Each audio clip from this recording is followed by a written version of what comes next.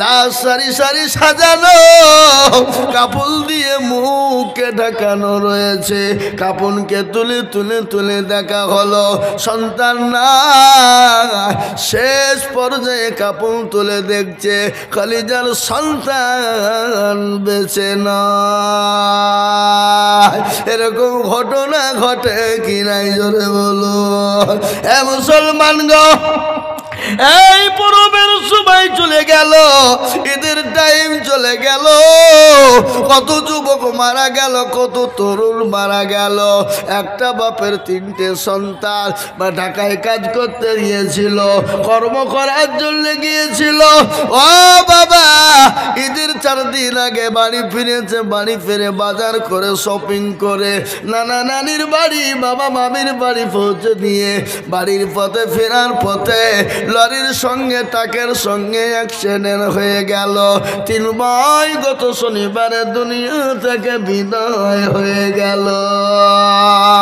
মরণ থেকে যেতেই পালা, মরণ তোমায় নিবে ঘিরি, যেতাই তুমি নাগা উঁচু পানে সিঁড়ি। তুমি যতই পালাও মরণ থেকে তোমাকে বাঁচানো যাবে না। আজকে তোমার এত দাম অত দাম, আজকে তোমার গাড়ি বাড়ি পয়সা ধর সম্পদ কত কি আছো বন্ধু, কিন্তু মৃত্যু যখন দিবে তোমার এই জীবনের কোনো মূল্য থাকবে না। থাকবে গো, কথা বলে না। আপনাদের উত্তর দিনাজপুরের লোক মরে না নাকি? মরে? এ বাবা, মরণ তো অবশ্যই হবে, মৃত্যু থেকে বাঁচানো যাবে না। মৃত্যু তো অবশ্যই হবে, जिसके अंदर जान है उसको मौत चखना पड़ेगा। যার ভিতরে জান আছে তাকে মৃত্যু বরণ করতে হবে। কিন্তু মরণের আগে আল্লাহ বললেন যতক্ষণ মুমিন হবে না, যতক্ষণ পর্যন্ত নামাজি বানবে না, যতক্ষণ পর্যন্ত কোরআনওয়ালা না হবে, ততক্ষণ পর্যন্ত তোমরা মৃত্যু বরণ করো। যারা বলুন না। মৃত্যুর পরের ঘটনা শুনুন। বিশ্ব নবী জনাবে মুহাম্মদুর রাসূলুল্লাহ সাল্লাল্লাহু আলাইহি ওয়াসাল্লাম বড় অসুস্থ, বড় অসুস্থ, শরীরটা মোটেও ভালো না। হযরত জিবরিল আলাইহিস সালাম আসলেন, বলে আসসালামু আলাইকুম ইয়া রাসূলুল্লাহ, আপনি কেমন আছেন? নবী বললেন ওয়ালাইকুম আসসালাম, আমি মোটেও ভালো নাই। বলে নবী গো, আজ একজন নতুন ফেরেশতা এনেছি। ও আল্লাহর নবী, আপনার কাছে নতুন ফেরেশতা এনেছে, যে ফেরেশতা কোনোদিন কারো কাছে অনুমতি নেয় না। আর ফেরেশতা আজরাইল কারো অনুমতি নেয়। কথা বলেন না কেন? কোনো অনুমতি নেয় না। যার যখন টাইম হবে তাকে নিয়ে নেবে, নেবে না। কেমন করে ঘুমাও তুমি, ফজর করে কাজা, এমন তো হতে পারে জহুরে জানাজা, হতে পারে না? কেমন করে ঘুমাও তুমি, ফজর করে কাজা, এমন তো হতে পারে জহুরে জানাজা। মুসলিম হয় না জন্ম নিলে মুসলমানের ঘরে,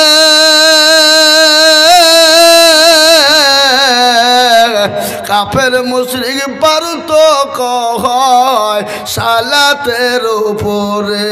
ও কাফের মুশরিক পারতক হয় নামাজের উপরে। কেমন করে ঘুমাও তুমি, ফজর করে কাজা,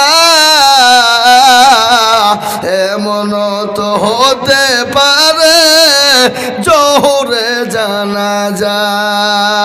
মুসলিম হয় না জন্ম নিলে মুসলমানের ঘরে, কাফের মুমিন পারতক হয় সালাতের উপরে, মানুষ নামাজের উপরে। ঠিক না বেরি জোরে বলুন। এই কাফের এবং মুমিনের সঙ্গে পার্থক্য কিসে জোরে বলুন? নামাজে পার্থক্য। কাফের এবং মুমিনের সঙ্গে পার্থক্য হলো নামাজের মাধ্যমে। জোরে বলুন ঠিক না বে ঠিক? এ আমার ভাইয়েরা, আমার আব্বা জানেরা, ও আল্লাহ ওয়ালা দিনওয়ালারা, ইমানওয়ালারা, মুসলমান আল্লাহওয়ালা, কান করে শুনে নাও। মুমিন মুসলমান মরণ তো হবে, মরতে তো হবে। তুমি যতই দামি মানুষ হও, তোমাকে মরণ থেকে বাঁচাতে পারবে না। আজকে নরেন্দ্র মোদী, ও অমিত শাহ, যোগী আদিত্যনাথ আজ মুসলমানদের বুকে যে আঘাত এনে দিয়েছে, মুসলমানদেরকে যে কষ্ট দিয়েছে, ওগো নরেন্দ্র মোদীজি, আপনি আমাদের দেশের প্রধানমন্ত্রী, আপনি আমাদের দেশের স্বরাষ্ট্রমন্ত্রী। ও মোদীজি, অমিত শাহ, শোনে নাও, ইসলামের বিরুদ্ধে তুমি যুদ্ধ ঘোষণা করেছো, আল্লাহর বিরুদ্ধে যুদ্ধ ঘোষণায় তুমি নেমেছো। নমরুদ কিন্তু যুদ্ধ ঘোষণা আল্লাহর সঙ্গে করেছিল। নমরুদকে আল্লাহ তলিয়ে দিয়েছে, ফেরাউনকে ধ্বংস করে দিয়েছে। ওই আবু জেহেল ইসলামের দুশমন ছিল, তাকেও পর্যন্ত আল্লাহ ধ্বংস করে দিয়েছে। আল্লাহ মানুষকে ছাড় দেয়, কিন্তু আমার আল্লাহ মানুষকে কিন্তু ছেড়ে দেয় না। দেয়? জোরে বলুন দেয়? এই যে ফিলিস্তিন, আজকে গজর গজর বাচ্চা মরে গেল। ও ইসরাইল কুলাঙ্গার বাপের জারদ সন্তান মুসলমানদের বাচ্চাদেরকে হত্যা করলো। নির্ঘ বাচ্চা ছেলে এবং মেয়েদেরকে হত্যা করে দিল। যে মুসলমানরা কোটি কোটি কোটি টাকার সম্পদের মালিক, তাদের ছেলেরা আজকে ক্ষুধার যন্ত্রণা বড় যন্ত্রণা, খাবারের যন্ত্রণা বড় যন্ত্রণা। আজকে জঙ্গলের ঘাস ছিঁড়ে ছিঁড়ে চিবিয়ে চিবিয়ে খায়। এ মুসলমান, আল্লাহ দেখতেছে, আল্লাহ ছেড়ে দিবে না। আমেরিকা বিশ্বের দাদা, সে নিজেকে বলেছিল আমি বড় দাদা, কিন্তু সেই আমেরিকা ক্যালিফোর্নিয়াতে আল্লাহর এমন একটা গজব হয়ে গেল, যে গজব এত আগুন ধরে গেল, ক্যালিফোর্নিয়া পুড়ে ছাই হয়ে গেল। লক্ষ লক্ষ কোটি কোটি টাকার ডলার শেষ হয়ে গেল। পৃথিবীর কোন আপনার ফায়ার ব্রিগেড, পৃথিবীর কোনো পানি না যে আগুনকে লিভিয়ে দিতে পারে। পারে নাই বাবা। আমি আপনাদেরকে বলবো বাবা, এই তো 2-3 দিন আগের ঘটনা শুনেলেন। 3-4 দিন আগের একটা ঘটনা ঘটে গেল বাংলাদেশের পরে মায়ানমার বলে একটা জায়গা, যেখানে মুসলমানদেরকে হত্যা করা হয়েছিল, মুসলমানদের মসজিদগুলা ভেঙে দিয়েছিল। আল্লাহর এমন একটা গজব হয়ে গেল, এমন একটা গজব হয়ে গেল, 2-3 সেকেন্ডের ভূমিকম্পে সেই মায়ানমারকে আল্লাহ তছনছ করে মরুভূমি বানিয়ে দিয়েছে। সে আল্লাহ আছে না নাই? জোরে বলুন। এই কথা বলেন না কেন আপনারা? আল্লাহ আছে না নাই? আল্লাহ আছে। আল্লাহর মনে হয় বয়স হয়ে গেছে নাকি কমজোরি হয়ে গেছে? না, আল্লাহ ছিলেন, আছেন, আগামী তো থাকবে। জোরে বলুন ইনশাআল্লাহ। আমি বলবো মোদিজি, অকাপ সম্পত্তি অপাসলো, অকাপ সম্পত্তি অপাসলো, কালা কানুন বাতিল করো, নয়তো আল্লাহর গজবের জন্য তুমি তৈরি থাকো। নয়তো তুমি আল্লাহর গজবের জন্য তৈরি থাকো। কাবা শরীফকে ধ্বংস করতে চেয়েছিল আবরাহাকে। জোরে বলুন। আবরাহা বাদশাহ আল্লাহ বাবিল পাখি দ্বারা, ছোট্ট ছোট্ট পাখি দ্বারা আপনার ওই আবরাহাকে ধ্বংস করে দিয়েছিল। আল্লাহর মসজিদের সঙ্গে যুদ্ধ ঘোষণা করেছো, ইসলামের সঙ্গে যুদ্ধ ঘোষণা করেছো, আল্লাহর সঙ্গে যুদ্ধ ঘোষণা করেছো। তোমাকে নমরুদের মতো মরতে হবে। তৈরি থাকো, নয়তো মুসলমানদের সম্পদকে ফিরিয়ে দাও, অকাপ সম্পত্তি ফিরিয়ে দাও, আল্লাহ নামের উৎসর্গ করা মাল ফিরিয়ে দাও। তাই মুসলমানদের মায়েরা, ও জননী বোনেরা, উত্তর দিনাজপুরের মা খালারা শোনো গো, কবর বড় কঠিন। আল্লাহ নবী বিশ্ব নবী প্রচণ্ড অসুস্থ, মাথায় প্রচণ্ড যন্ত্রণা, বুকে বড় ব্যথা, বড় ব্যথা। কার? নবীজি। হযরতে জিবরিল আলাইহিস সালাম এলেন, এসে বলেন আসসালামু আলাইকুম ইয়া রাসূলুল্লাহ। নবী বলেন ওয়ালাইকুম আসসালাম। বলো জিবরাইল তুমি কেমন? আল্লাহর নবী বললেন, আল্লাহ নবীকে বললেন ইয়া রাসূলুল্লাহ আপনি কেমন আছেন? বলে ভালো নাই। বলে নবী গো আজ একজন নতুন ফেরেশতা এনেছি, নবী গো আপনি যদি অনুমতি দেন আমি তাকে আনবো। নবীজি বললেন আমি যদি অনুমতি না দিই? বলে তাকে ফিরে যেতে বলবো, ফিরে যাবে। বিশ্ব নবী বললেন না, তাকে অনুমতি আমার কাছে পাঠিয়ে দাও। হযরত আজরাইল আলাইহিস সালাম আল্লাহ নবীর কাছে নবীর কাছে গেলেন, নবীকে বললেন আসসালামু আলাইকা ইয়া রাসূলুল্লাহ। ও আল্লাহ নবী আপনি কেমন আছেন? ভালো আছেন? নবী বলেন ও আজরাইল আমি মোটেও ভালো না। বলে নবী গো আমি আপনার জানটা কবুল করার জন্য এসেছি। আল্লাহ নবী বলেন আজরাইল রে আমি যদি তোমার জানটা কবুল করতে না দিই কি করবে? বলে রাসূলুল্লাহ খতর মত হচ্ছে কেন? মুরগি বানিয়ে দেবো, চুপ করে বস। मुर्गा समझता है ना, मुर्गा समझता है, मुर्गा बना देंगे, चुप करके बैठ जा, चैन से इत्मीनान से टेक योर सीट, चुप जा। ভাইরা আমার বাবারা, ও আল্লাহ ওয়ালারা কান করে শুনে নেন, ভালো করে শুনে নেবেন। আল্লাহর নবী বলেন ও আজরাইল আমি যদি তোমাকে অনুমতি না দিই তুমি কি করবা? বলে নবী গো আপনি যদি অনুমতি না দেন আমি চলে যাব। আপনি যতদিন ইচ্ছা আপনি ততদিন জমিনে থাকবেন। নবী বলেন না রে আজরাইল আমি জমিনে থাকতে রাজি নয়, আমি চলে যেতে চাই, চলে যেতে চাই। পূর্ণিমার চন্দ্র জলে মায়ামিনার কলে আদর করে চহমাদাই মা ছেলেরি কপালে। 6 বছরের শিশু সন্তান নবী মুহাম্মদ বসে আছে মায়ের কোলে সোনার চাঁদ। হঠাৎ ছেলে প্রশ্ন করে ধরে মায়ের গলা, আপা কোথায় বলো মা গো করিও না হেলা, কবে আসবেন আব্বা মোর কোলে নিবে আমার, বলো বলো বলো মা গো মিনতি তোমার। মায়ের মুখে কথা নেই হয়ে বেকার, ছেলেকে জড়িয়ে ধরে কান্দে যারে যা। এ প্রশ্ন রাগে খোদা মরণ কেন হলো না, সহিতে না পারি আমি ছেলের বেদনা। এ মুসলমান দরদি আমার ভাইয়েরা, আল্লাহ নবী দয়ার নবী বিশ্ব নবী জনাবে মুহাম্মদুর রাসূলুল্লাহ বলে আজরাইল আমার জানটা কবুল করে নাও। বিশ্ব নবীর বুকের ওপর হাতটা মারা হলো।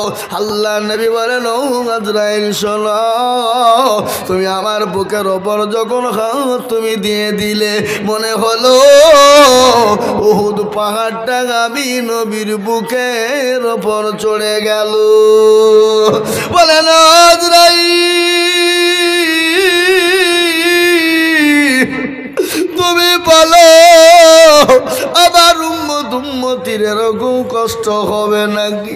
বলে নবী গো নবী, আপনার উম্মতির কষ্ট হবে না। বলে কেমন কষ্ট হবে না?